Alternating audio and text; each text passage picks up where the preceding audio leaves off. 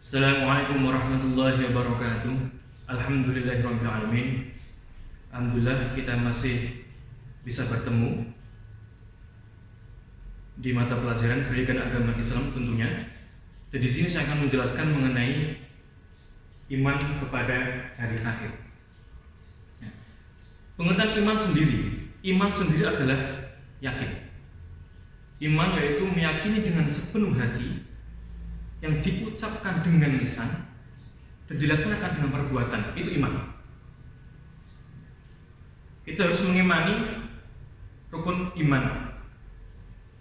Dalam kitab Jawahirul Kalamiyah dijelaskan mengenai rukun iman atau akidah Islamiyah. Arkanu aqidatil Islamiyah sitatu asya, wa hiyal imanu billahi ta'ala, wal imanu bi malaikatihi, wal imanu bi kutubihi, wal imanu bi rusulihi, wal imanu bil yaumil akhir, wal imanu bil qadar. Nah, yang artinya rukun akidah Islamiyah atau rukun iman itu meliputi 6. Yang pertama, iman kepada Allah. Yang kedua, iman kepada malaikat-malaikat Allah. Yang ketiga, iman kepada kitab-kitab Allah. Yang keempat, iman kepada rasul-rasul Allah. Yang kelima, iman kepada hari akhir atau hari kiamat. Yang keenam, iman kepada qada dan qadar. Tuh ya. Masalah keyakinan mengimani hari akhir atau kehidupan setelah mati itu memang banyak perbedaan. Banyak perbedaan yang dikaji zaman dulu sampai sekarang, banyak perbedaan antara keyakinan di hari akhir. Ada 3 kelompok. Ya. Kelompok yang pertama adalah kelompok yang meyakini bahwasanya manusia itu setelah mati tidak akan bangkit lagi. Dan meyakini bahwasanya kehidupan cuma ada di dunia saja, tidak ada kehidupan lain selain di dunia. Yang kelompok pertama. Dan meyakini tidak ada hisab baginya. Kelompok yang kedua yaitu meyakini bahwasanya manusia apabila sudah meninggal dia akan hidup lagi, yaitu reinkarnasi, hidup kembali ke dunia lagi, mati lagi, reinkarnasi lagi, hidup ke dunia lagi, terus seperti itu. Dan tidak percaya adanya akhirat. Dia cuma percaya kalau meninggal dia akan reinkarnasi dengan kehidupan yang baru. Yang ketiga ini meyakini bahwasanya setelah meninggal itu ada kehidupan lain lagi, yaitu akhirat. Ya, berarti kehidupan bukan cuma di dunia saja, tapi ada yang kehidupan akhirat. Kehidupan dunia ini hanya sementara. Meyakini ada kehidupan yang lebih, yaitu di akhirat nanti, yaitu abadi selama-lamanya. Jadi fokusnya tidak di dunia, tapi fokusnya akhirat, fi dunya wal akhirah. Gitu ya. Dunia cuma hanya untuk jembatan saja menuju akhirat, ke surga. Ya, fi dunya wal akhirah. Gitu ya. Oke, selanjutnya di Al-Qur'an surat Al-Qari'ah ayat 1 sampai 5 dijelaskan mengenai hari kiamat. Bismillahirrahmanirrahim. Al-Qari'ah mal Qari'ah wa ma adraka mal Qari'ah yauma yakunu an-nasu kal farashil mabthus wa takunu al-jibalu kal ihdil manfush. Al-Qari'ah mal Qari'ah wa ma adraka mal Qari'ah. Hari kiamat. Apakah hari kiamat itu? Tahukah kamu apakah hari kiamat itu? Yauma yakunu an-nasu kal farashil mabthus. Pada hari itu manusia seperti anak-anak yang bertebaran. Wa takunul jibalu kal ihdil manfush. Dan gunung-gunung seperti bulu yang dihambur-hamburkan. Nah, ini sedikit mengenai dalil tentang hari kiamat. Masih banyak lagi ayat-ayat yang mengenai hari kiamat. Nah, selanjutnya macam-macam hari kiamat yang kita ketahui dalam Al-Quran. Itu macam-macam hari kiamat ada 2, kiamat sugro dan kiamat kubro. Yang pertama kiamat sugro. Kiamat sugro adalah kiamat kecil, yaitu berakhirnya kehidupan semua makhluk yang bernyawa dalam skala kecil. Contohnya kematian. Setiap manusia pasti akan mengalami kematian. Bagaimana firman Allah, kullu nafsin dha'iqatul maut wa innama tuwaffawna ujurakum yawmal qiyamah faman zuhziha 'anil nari wa udkhilal jannata faqad faz wa mal hayatud dunya illa mata'ul ghurur. Yang artinya tiap-tiap yang berjiwa akan merasakan mati, dan sesungguhnya pada hari kiamat saja disempurnakan pahalamu. Sekali lagi, dan sesungguhnya pada hari kiamat saja disempurnakan pahalamu. Barang siapa dijauhkan dari neraka dan dimasukkan ke dalam surga, maka sungguh ia telah beruntung. Kehidupan dunia itu tidak lain hanyalah kesenangan yang memperdayakan. Wa mal hayatud dunya illa mata'ul ghurur. Kehidupan dunia itu tidak lain hanyalah kesenangan yang memperdayakan. Karena memang dunia ini hanya sementara, dunia sementara, dan yang abadi nanti di akhirat. Nah, kita memilih surga atau neraka, kita sendiri yang memilihnya.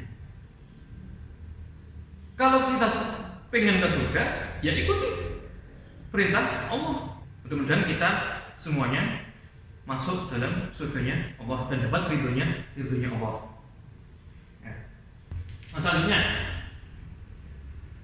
tanda-tanda kiamat subro.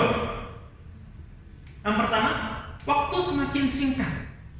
Mungkin Anda merasakan, loh, kok semakin singkat waktunya? Kok sudah jam segini? Nah, mungkin merasakan waktu semakin singkat. Berarti itu adalah tanda-tanda kiamat subro atau kiamat kecil. Yang kedua, lenyapnya ilmu pengetahuan dan meluasnya kebodohan. Maksudnya apa? Telah wafatnya ulama-ulama di dunia. Dan meluasnya kebodohan maksudnya apa? Meluasnya kebodohan tentang syariat Islam. Meluasnya kebodohan tentang ilmu agama. Seolah-olah dia tahu, tapi nggak tahu. Hanya modal browsing di internet saja bisa menyalahkan kiai. Itu kan aneh. Kiai yang mondok puluhan tahun, yang hafal hadis, yang hafal kitab, yang hafal Quran, dibantah sama orang biasa yang nggak pernah mondok, nggak punya dasar agama. Dia cuma modal browsing internet dan bisa menyalahkan kiai. Aneh. Jadi lenyapnya ilmu pengetahuan dan meluasnya kebodohan itu adalah salah satu tanda-tanda kiamat subro. Yang ketiga, ketika seorang budak perempuan melahirkan anak majikannya. Maksudnya bagaimana? Yaitu ketika orang tua melahirkan anak yang durhaka. Bukan orang tua yang menyuruh anak, malah sebaliknya anak yang menyuruh orang tua. Ibu, belikan ini. Bapak, belikan ini. Nah, ini seolah-olah seorang budak perempuan melahirkan anak majikannya. Anak yang durhaka, banyaknya anak yang durhaka kepada orang tuanya. Padahal firdallahi firdaw walidain. Jangan macam-macam sama orang tua. Orang tua meliputi orang tua kandung, keluarga yang lebih tua, guru, dan lain sebagainya. Nah, itu ya. Yang keempat, banyaknya orang kaya dengan harta yang berlimpah. Nanti pada masanya ada tanda kiamat kecil, yaitu banyaknya orang yang kaya. Banyaknya orang yang kaya, dan sampai orang kaya itu mencari orang yang untuk sedekah saja tidak ada. Saking banyaknya orang kaya, mencari orang yang buat sedekah, buat zakat saja tidak ada. Saking banyaknya orang yang kaya. Nah, itu tanda-tanda kiamat kecil. Yang kelima, munculnya beragam fitnah. Munculnya beragam fitnah tentang tuduhan yang tidak mendasar terhadap agama Islam. Banyak sekarang. Banyak sekarang tentang tuduhan fitnah-fitnah tentang agama Islam. Selanjutnya, yang keenam, merebaknya perzinahan. Dari dulu sampai sekarang, masalah perzinahan itu pasti ada. Pasti ada. Dan semakin akhir zaman, semakin tambah parah. Di zaman sekarang, di zaman modern ini, tambah banyak perzinahan. Yang menganggap suatu perzinahan itu adalah suatu yang legal. Banyaknya yang prostitusi, ya, banyaknya tempat lokalisasi.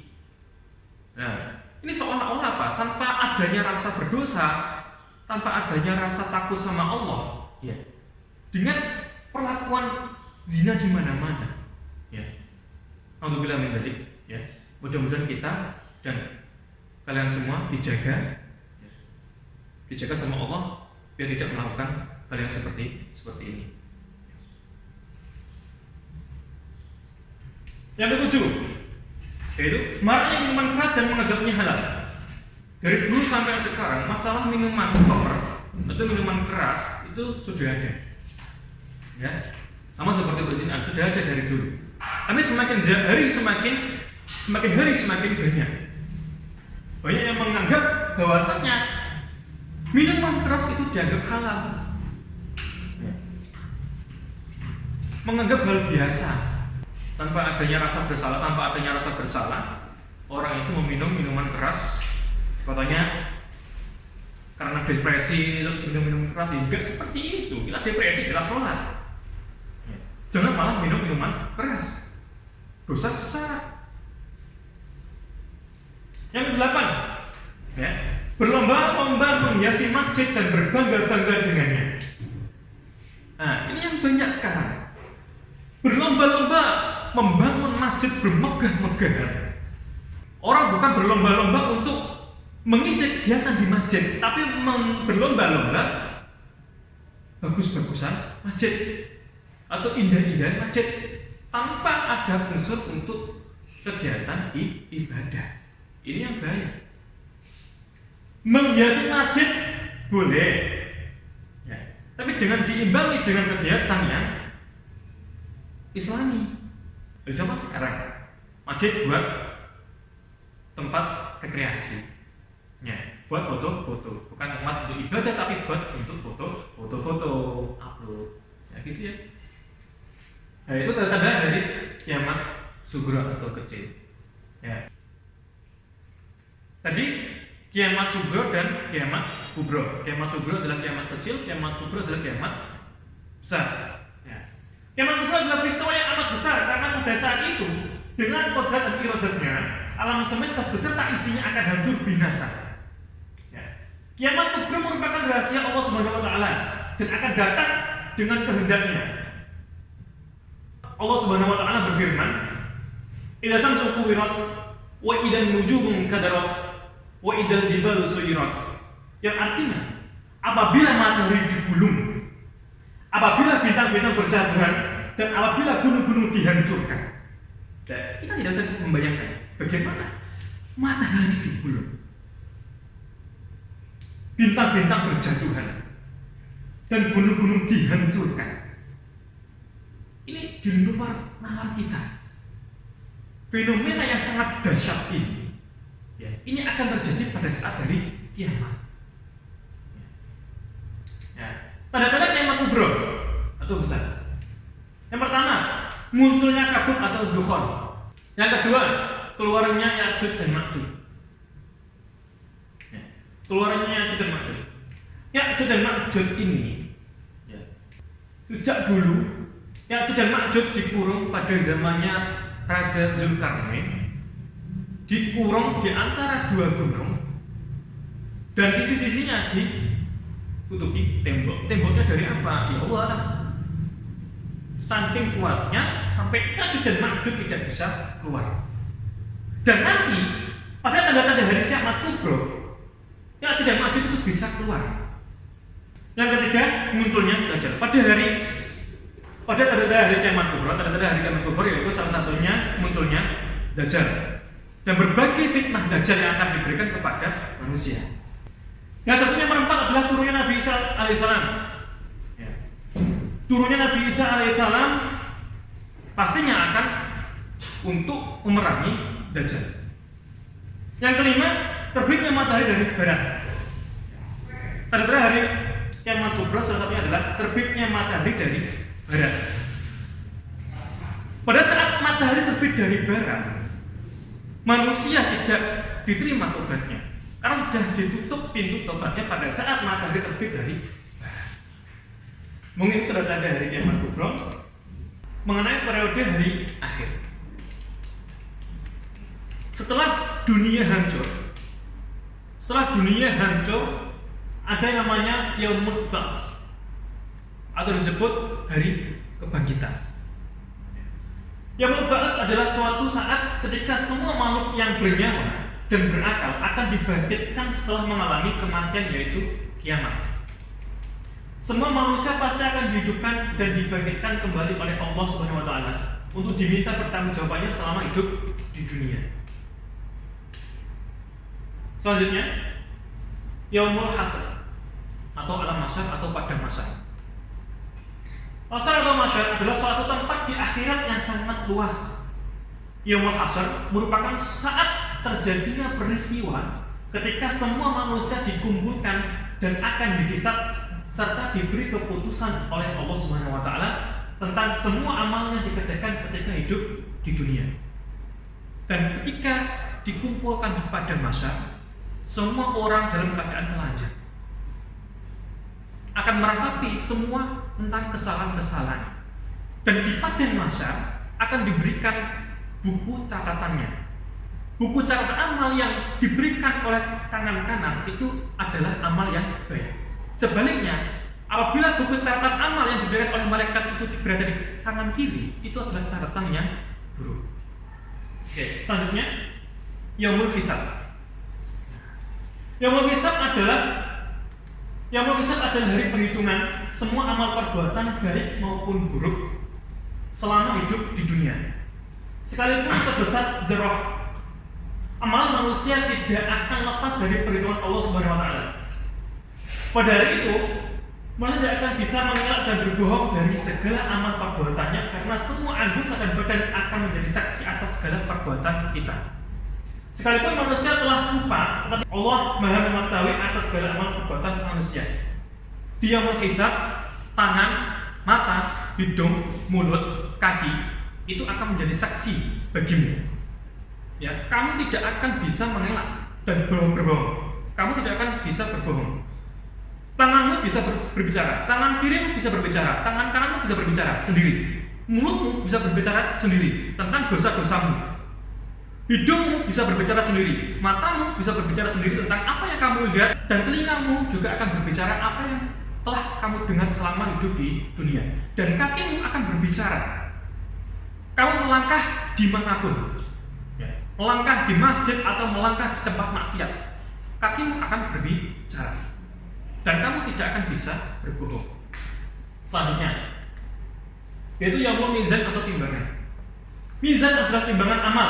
Maksudnya adalah setiap amal manusia akan ditimbang agar diketahui secara yakin dan pasti tentang amal baik dan amal buruknya.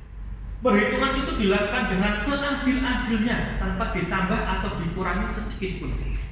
Ya.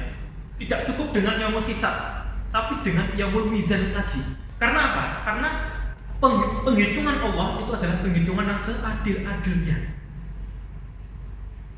Selanjutnya, As-Sirat atau jembatan.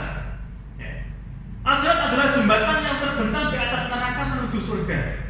Mudah atau sulitnya melewatinya tergantung kepada amal setiap manusia. Dan diibaratkan jembatan Sirat itu adalah diibaratkan seperti rambut. Satu helai rambut dibagi menjadi 7 helai. Sangat-sangat tipis sekali. Dan mudah atau sulitnya melewatnya tergantung kepada amal setiap manusia. Selanjutnya, Yaumul Jaza atau hari pembalasan. Yaumul Jaza yaitu suatu hari ketika manusia akan menerima balasan Allah Subhanahu wa taala, dan balasan yang diterima seorang sesuai dengan amal selama ia hidup di dunia. Contohnya, misalkan kamu tidak membayar hutang selama di dunia sampai meninggal, dan di Yaumul Jaza ini kamu akan mendapatkan balasannya. Kamu tidak bisa membayar hutang, tapi diganti dengan amalmu yang dibuat untuk membayar hutangmu. Makanya kalau punya hutang segera dibayar. Hutang 500 perak lebih bagus dibayar daripada kamu sedekah 100.000, ya. Karena sedekah itu sunnah, membayar hutang itu wajib. Yang terakhir adalah surga dan neraka. Ya. Surga adalah suatu tempat segala kenikmatan hakiki disediakan oleh Allah Subhanahu wa taala. Khusus untuk orang-orang yang beriman dan beramal soleh. Kenikmatan, keindahan, dan kemegahan sulit digambarkan karena belum pernah dilihat oleh mata atau didengar oleh telinga. Kita cuma hanya membayang-bayangkan saja. Bayangan kita tentang keindahan surga itu lebih indah yang aslinya daripada bayangan kita. Karena akal kita tidak akan nyampe. Dan selanjutnya adalah neraka. Neraka adalah untuk orang-orang yang tidak beriman kepada Allah, tidak iman kepada Allah, dan tidak mengimani rukun iman yang ada. Dan di neraka siksanya akan sangat-sangat pedih, di luar ekspektasi kita. Sisa yang sangat-sangat panas, melebihi panasnya matahari. Itu tadi penjelasan sedikit mengenai iman kepada hari akhir. Intinya kita selalu ingat bahwasanya ada kehidupan lain selain di dunia, yaitu akhirat. Jangan terlena dengan kehidupan dunia yang fana ini. Dan dunia hanyalah jembatan untuk menuju akhirat atau surga. Menurut pendapat Al-Mukarram Kiai Haji Syahil Mahfud dalam buku Dialog bersama Kiai Syahil Mahfud mengatakan bahwasanya mungkin sebenarnya kiamat itu bisa diperpanjang jatuh temponya akibat perbuatan manusia itu sendiri. Dan sebaliknya, kiamat itu bisa diperpendek jatuh temponya akibat perilaku manusia itu sendiri. Nah, apakah zaman ini mendekati zaman kiamat? Nah, mungkin pertanyaan itu bisa kita simpan masing-masing. Jangan-jangan kita sendirilah yang mempercepat adanya kiamat sendiri. Karena perilaku-perilaku kita yang menyimpang dengan ajaran agama. Mungkin itu yang dapat saya sampaikan. Taqabbalallahu minna wa minkum, taqabbal ya karim. Saya kira assalamualaikum warahmatullahi wabarakatuh.